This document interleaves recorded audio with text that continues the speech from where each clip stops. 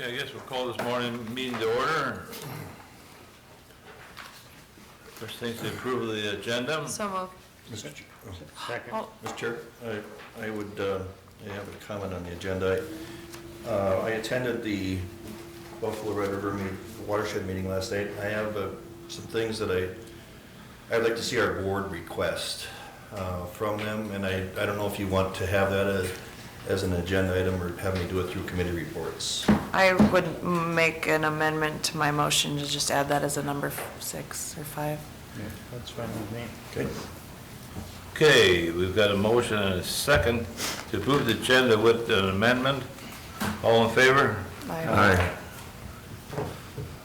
Opposed, okay, passes. Citizens, I guess we don't have anybody out there.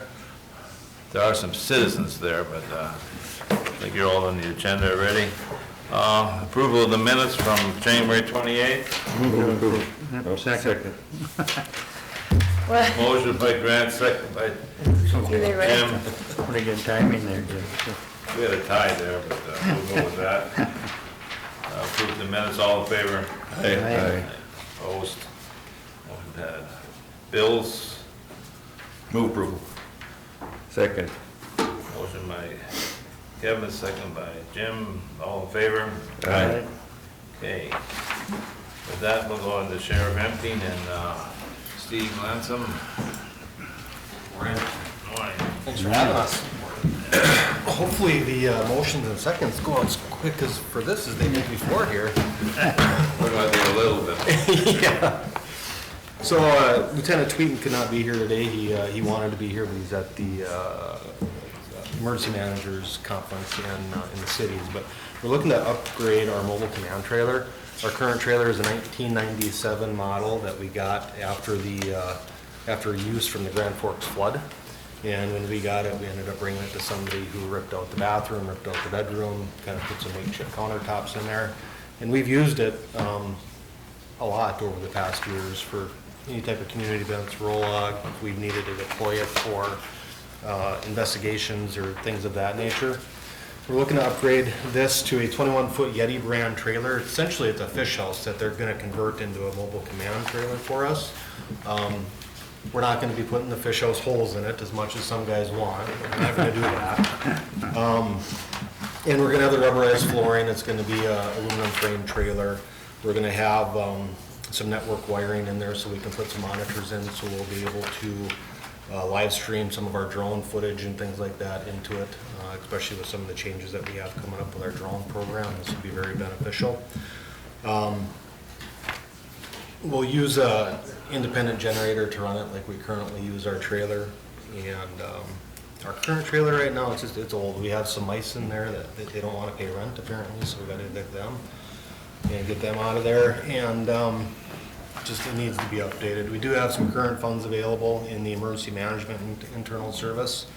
You can see there's he has $79,000 available, and the funding for this would be $39,000. If this is approved, do we sell the old one then, or what? Yeah, we would sell it at our spring auction. You gotta love that internal service fund. It sure makes life easier making some of these decisions. I'll move to approve the request. Second. We got a motion by Grant, second by Jim. Discussion, Jenny? Sheriff, did you guys go out for any type of bid? We did. They did, yeah. Lieutenant Tweeten, Chief Deputy Lansom, they did drive down, they did look at this, and we did. I've been looking at this stuff for the past few years, and this is actually reasonably priced. Some of the stuff you can get up to $150,000, $200,000 if you, depending on what you're looking for.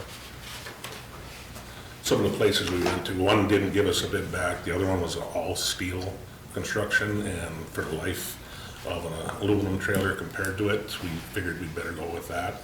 We can get the 20 to 30 year use out of this, and electronics and wiring we're putting in there, we'll be able to grow with it also.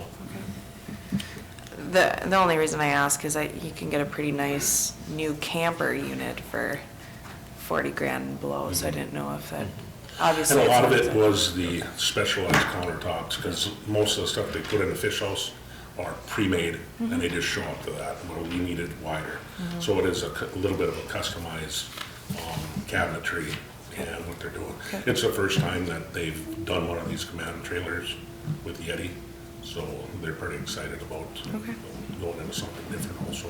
There is a little additional cost as well when you start talking all aluminum compared to the steel. So that does add a little additional cost to it as well. And then it doesn't limit us to what can pull it. So we don't end up with one of these big 350 Fords that didn't have a use for it the other times of the year. So we can just hook it to our new emergency management truck and be able to get to where we need it. I just didn't know if, Featherlight's basically all aluminum trailer, so I didn't know if they had anything comparable. We didn't go with Featherlight. We didn't even think of that because of the cabinetry and stuff like that. We went with that fish house style, so it drops down. Yeah. So it's easier to get Yeah. in and out of, so we're not, because we've had people fall off the steps just coming in, even the public going into our Right. camper style. Gotcha. So just having it so it goes down on the ground, Okay. it's just safer.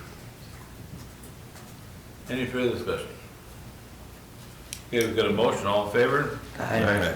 Opposed? Thank you. Thank you. Did you get that tan from the snow? Pardon? Did you get that tan from the glare on the snow? I'm going on vacation.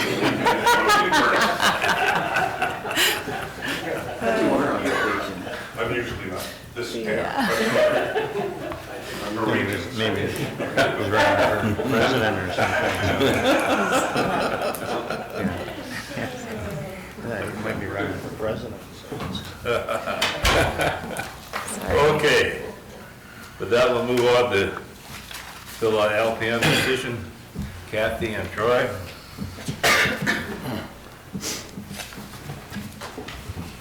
This is in our detox program. I take it. Good morning. Good morning, Kathy. Well, we are here today to request to fill a LPN position for somebody that just put in their resignation. Her last day is going to be on Thursday. So you got somebody lined up? That's the tough part. Yeah. They're lined up at the door, I'm So we're sure. just requesting to be able to advertise. Well, do we have some positions that are vacant, still vacant, or will we full? This would fill us That would fill you, okay. positions, yeah. Okay. All right, good, all right. I move to approve their request. Second. Okay, we got a motion by Grant, second by Kevin. Any further discussion? All in favor? Aye. Opposed? All right. All right, That was. Thank you, guys. thank you very much. And you were prepared the way it looks like you were gonna. Got all of you it. had paper. Thank you. Thank you.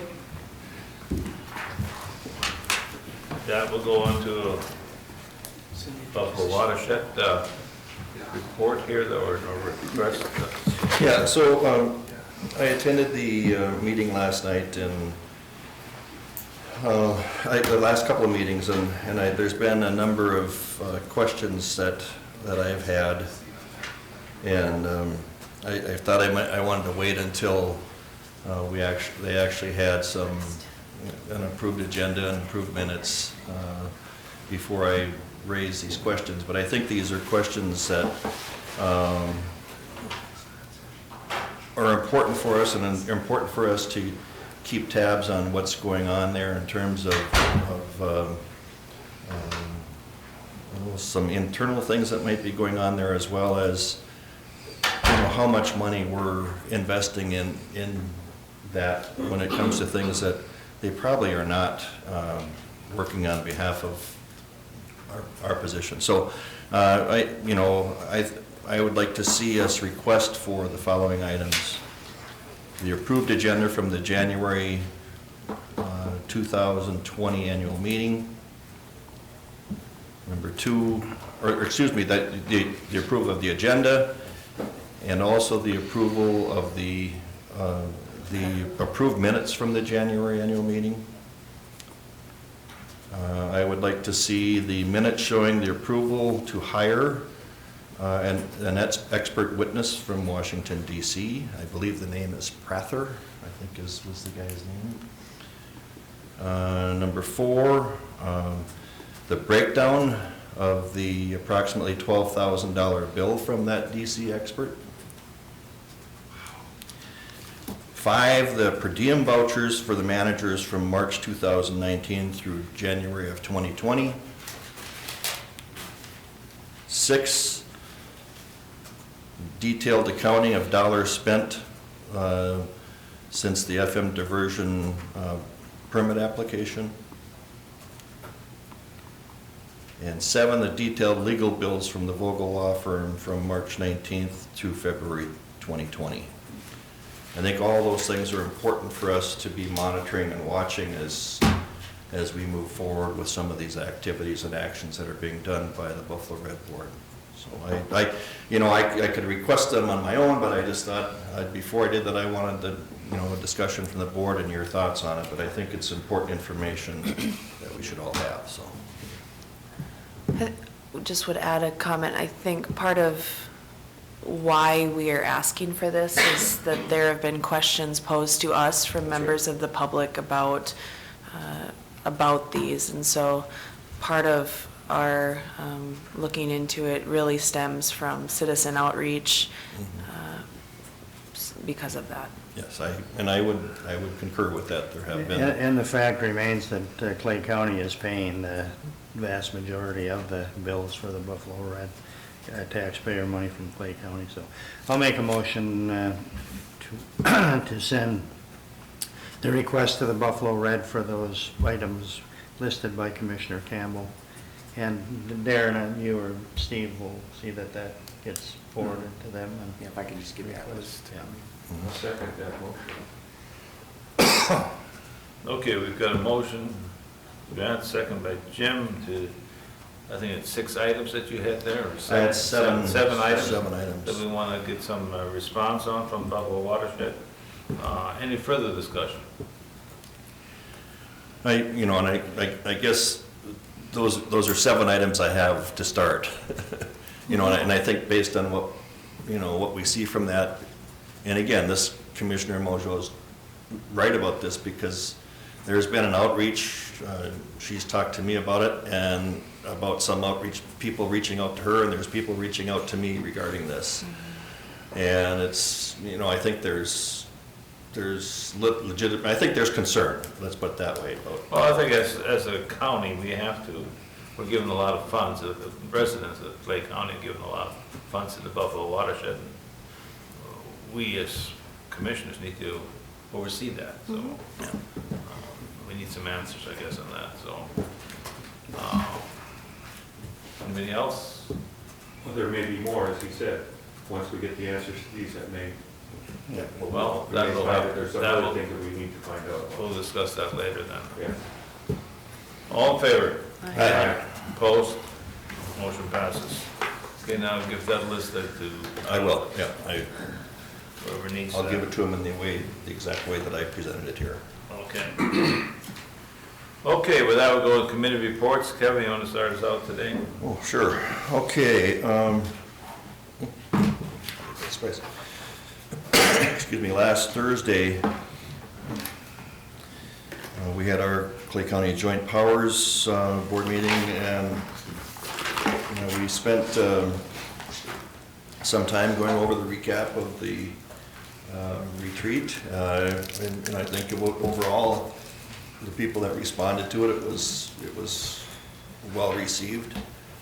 Then we did talk about, things to make better, and I did bring up the suggestion about going back to where the first hour of this meeting where we allow different entities, give them each 5 minutes or whatever to talk about what's going on in their communities.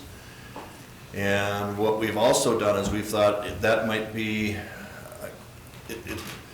there's some discussion about the legislative piece that goes on in the afternoon. A lot of people have already left by the time that they're there.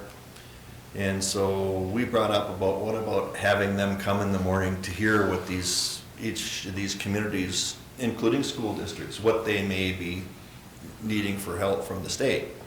So I think that's going to be the focus of that first part of the next year's meeting. And I think it'll also help attendance. I remember last time when we did that, for example, when we had Hawley come there, they had like they had like 4 members of their city council there, you know, and Barnesville was represented. This time, nobody, I don't think anybody from Glendon was there. So this will give them an opportunity to come and actually be able to take part in it. We have 2 staff that, Oh, yeah, okay. Joe and Right, Kim yeah, from Glendon. That's right, yeah. Right.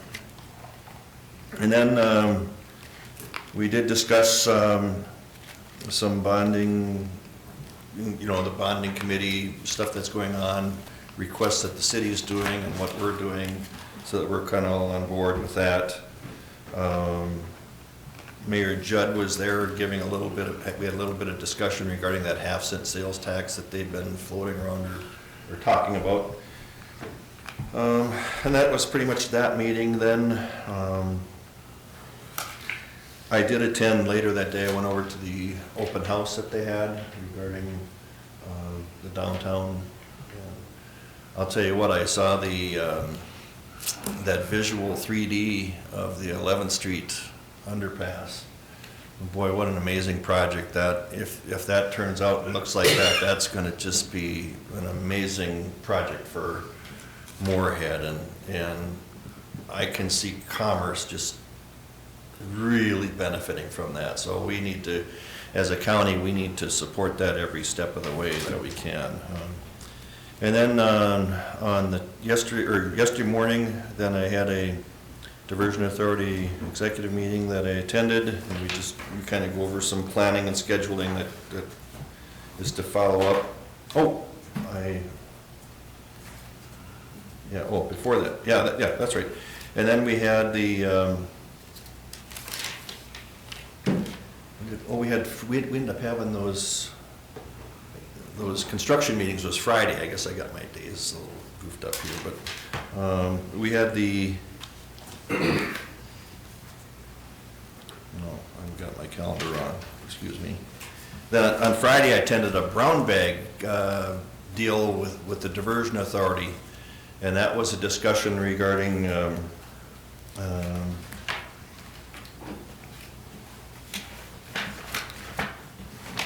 envision resiliency, and it's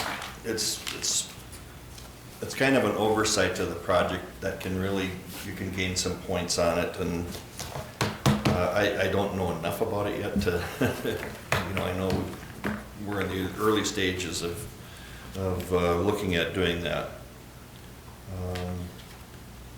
And then we had both the jail and the West Central Regional Juvenile Center. I think we're down to probably one more meeting regarding the jail and LEC, and that will be wrapped up. And so they're obviously, I think last Friday night was their first meal served from the kitchen. I have not heard any reports from that. It'll be interesting to hear from Julie to see how that's been going. And then the juvenile center, that one, there wasn't a whole lot of new on that. And that, the first floor, which we had, was more of the transitional. That now is open. That's been turned over and totally open, so that they're now using that, which is a really good deal. And we're still looking at a middle of March time frame, I think, for that to be completed. Let's see, then last night yesterday afternoon, I drove to Fergus Falls for the Lakes Country Service Co-op. They had an open house for the new school academy that we've got going there in Fergus Falls. That academy, this one is for the, it's more of for the troubled kids, you know, and so it's really neat. We bought out the old armory that was in Fergus Falls, and that's all been converted. And right now they have 20 kids in there, and they're thinking that by the 2020, I just talked with our executive director, and he said by the 2021 school year that number could be around 50. And these kids, of course, come from several communities, you know, several different communities in our, it's actually kind of in our region, you know, but. So we're sending kids down there too? Well, yeah, Moorhead Independent School District could end up having kids there, yes. I don't know if there's any right now, you know, because we actually, Lakes Country actually has programming here in Moorhead already, you know, so, but if there's one, if there's a, so this is almost like a step before they'd end up being in a regional juvenile detention center is really what it is. You know, so, it's kind of a spin-off of the Career Academy that we have that Moorhead's gonna be putting in. These are for Alternative learning. different type of, student clientele, so. And then, last night, as I mentioned, I attended the Buffalo Red River Watershed meeting, and we've discussed that already, so that concludes my report. Thanks, Mr. Chairman. On Wednesday, I attended the Northwest Radio Emergency Communication Board along with Commissioner Whalen. We drove up to Thief River Falls, and there was a presentation from a lady that was the state director of the Emergency Communications Boards. And there was a couple of men from a contractor that provides scrutiny of the Motorola armor system. And so we came back from that. Then on Thursday, I attended the Joint Powers of Clay County along with Commissioner Campbell, and he already reported on that. There was one other update from Moorhead City Manager Christine Volkers in regards to the 2021 road construction project on the east end of Moorhead by the high school. And she updated us that due to the fact that they had a second slope failure on the Otter Tail Valley section of the bridge, that postpones the completion date of the project from September until November of 2020. Yeah, everybody said, ooh, kind of tough. But, and I guess that was all for that one. And then after that, then I attended the Clay County Local Advisory Committee for Children's Mental Health. And we heard reports from all the different caregivers and providers there. And one of the takeaways from that is that out-of-home placements are back up from January through November of 2019. Average is 151, and the cost through November was $3,038,260. And the providers' consensus was that that was due to an uptick in a reduction in opioid and an uptick in meth. So then we heard agency reports from all the various agencies. And May 7th is going to be Children's Mental Health Awareness Day. And April 18th coming up is Kids Fest in the Moorhead Center Mall. And that is my report. Okay, Grant? Let's see, I had a recorder's compliance meeting last week, and she'll be bringing her report forward in the next week or two, and everything's in order there. I had the radio board, Jim covered that, and there was a discussion about the workforce issues with dispatch too. Is something that's ongoing, like just about every other job, but trying to find the right candidates and keep people in the job is a struggle. So there's I think some roundtable discussions planned to try and start dealing with that. And let's see, Kevin mentioned we had that meeting on the diversion authority, and sounds like they've got big plans to save a lot of money, like everybody says. So we'll see how that works out. I'm sure the board as a whole will have more discussions about that before we make any commitment. And let's see, I think that was it for me. So, Jenny? Thanks. Last week I had a meeting with a potential new member of the Cass Clay Food Systems board that I'm on, so hopefully that individual applies. And I had a meeting last week with members from Pheasants Forever, the commissioner of the DNR, Commissioner Stroman and a couple other legislators. We will be part of a public panel discussion at Pheasants Fest this weekend to talk about our collaboration with Pheasants Forever on some public loan lands, and just kind of my position is to talk about the growing pains that can happen with public lands, but also how we can use them for good. So that concludes my reports. On to that, when you're talking about public lands, this is the meeting I had with Lake County Lands Committee. I don't know if we changed the name of that committee or not, but it looks like it's called Lake County Lands Committee now. But what we discussed is pretty much what we should do with the land. They were talking about the land that the county owns. Can you hunt on that land? Can you camp on that land? You know, what kind of restrictions are there for the people? Can they just go on there and set up a camper? Do we have any rights to say you can't or whatever, you know? So we had some discussion on that, and we're gonna check that out with the sheriff. Also, we're talking about, there's some land up there by Keene and Flowood Township. We'll check if the DNR is interested in purchasing that land. Looking at selling that, or I guess there are no gravel. I mean, you can't do anything with it anyway because they're got that butterfly flying around out there, so, and some fence, I guess. Also, we had Eric Dobbs there and Jessica, and they were telling us more about the biotic and geomorphic assessments that they're doing. I think they're getting quite a few signatures on that, so that's going along pretty good for them. And I guess there's some also the demolition area.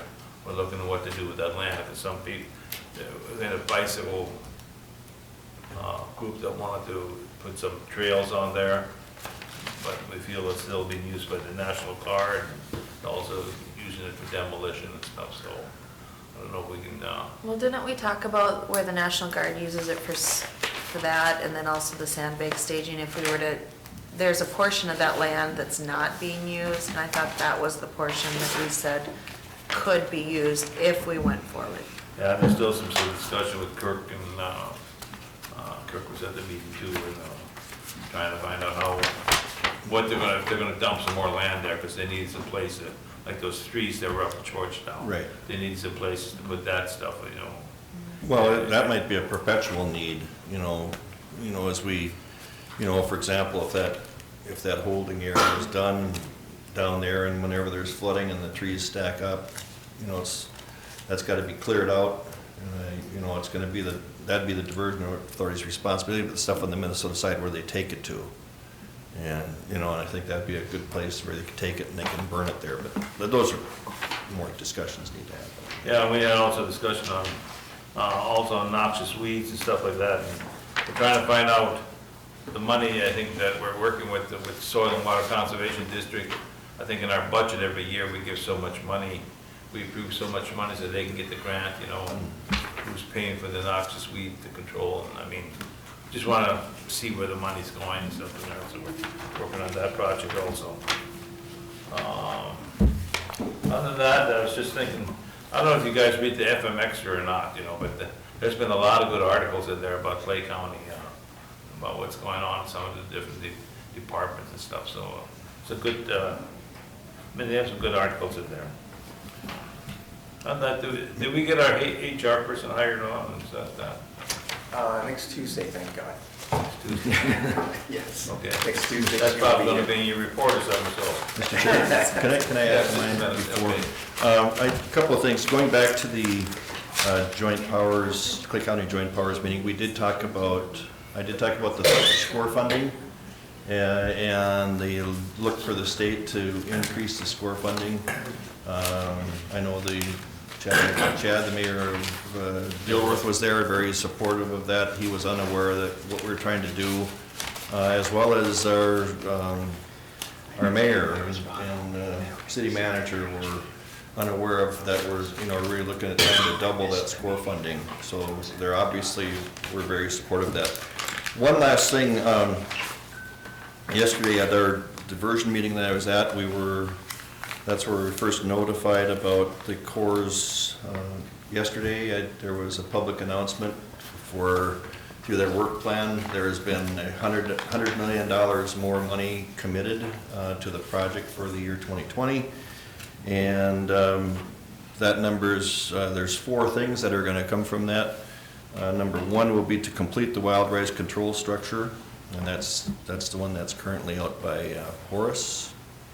Number 2 will be to complete the first embankment design and construction, and that's the embankment that kind of tieback levee that goes southwest by the inlet. And number 3, complete diversion inlet structure. Again, excuse me, the first one was the wild rice controls. That's the one where they just awarded the bid. Number 3 is to complete the current one that's by Horace. So I misspoke. The first one is the wild rice control structure. And then number 4, complete environmental and cultural resource mitigation. And that's broken down. The wild rice control structure is $50 million. The embankment is $32 million. The completion of the inlet structure, they need another $8 million. That's the one that had been from a previous funding. And then $10 million for the complete the environmental and cultural resource mitigation. That's that. Thank you. So it's good news. It's $100 million more federal money that came in. So, yeah. Darren, you got Thank you, Mr. Chair. As you know, Steve is on vacation this week, so we've been busy with HR stuff since we took a little bit of a lull in our November, December hiring. January is, everybody's making up for it in January, so we've been pretty busy with new hires and getting people benefits. As you said, my new person arrives, Anna Moore, will be here next Tuesday, the 18th, and I'll bring her in and introduce her to you guys. On Thursday, I had a Strive for Excellence meeting. It was our last meeting that we were going to have before our leadership training, which is going to take off next week, next Wednesday. We have 21 people enrolled, and at that meeting, we kind of discussed what that first class is going to be made up and some of the questions that we're going to be asking and presentation material. Mark is putting a nice book together for each participant. On Thursday, we had, after the Strive, we had a manager's meeting, which was well attended. I had an EAC meeting on Wednesday. I think Chris Volkers came back with a couple dates on the facility meeting between the commissioners and the city council. The 3 dates that she came up with were March 9th, March 16th, and March 20th. I think Colleen said that the LEC is available that day, so I don't know, did you reserve that, or you just saw if it was available? It's still on hold. Still on hold, okay. All right. So I know Steve put out a pretty lengthy email to everybody on an update on Friday, so I think those 3 dates were included in that email as well. So I don't know if the commissioners have a particular date that works for them for that. It looks like it's around the lunchtime, noon. I think the 2 dates are the 9th and the 20th. Because the 16th is a township meeting. Okay. Yeah, right, that's why I mentioned that too, that So shoot for March 20th, I think was the 9th the and the date. 20th, I think, were the Okay. 2 that I said would work better for me. Okay. 20th is best for me. Same with, I do have something the 9th, but I won't be here the 9th. That's a Friday. The 20th is a Friday. 20th is a Friday. The 20th is the best day so far for everybody. Okay. So we'll try to hammer that down today. Colleen's been working on the rural city and county meeting. The 2 dates that we have for that are March 12th and March 19th. That is scheduled to be at the LEC from 4 to 6. So does the board have a preference on which date that would be? March 12th and March 19th. I have both of them. I'm okay with either one. Anybody? I can make whatever work. I know the SWCD meets on the 12th, so sometimes Kevin tries to be there, but I can make whatever work. So they're both on a Thursday. And normally we hold those meetings later in the afternoon. I Like think that's 4 to what- 6. 4 to It's the That's same, when SWCD meets normally too. it's the same time. But I'll make whatever work. Whatever, looks like the latter date would be better. Okay, for the 19th. Okay. Is that, which was the SWCD? The 12th, so the 12th, 19th would okay. be better. So the 19th would probably work better. 19th, okay, we'll shoot for that. And Steve wanted me to let you know that the right of entry signatures are coming in. I don't know how many we have yet, but they're filtering in as we go along, so, Can you give us a numbers update? Just email that when you have that. sure. How many parcels we have first. Thank you. And that concludes my report. Okay, on that number, Jenny, they did give that at the land management meeting. I didn't take them down, but Okay. I think Eric has them. Okay, great. Probably get an update from him. Anything further? Anybody? Not, we're adjourned.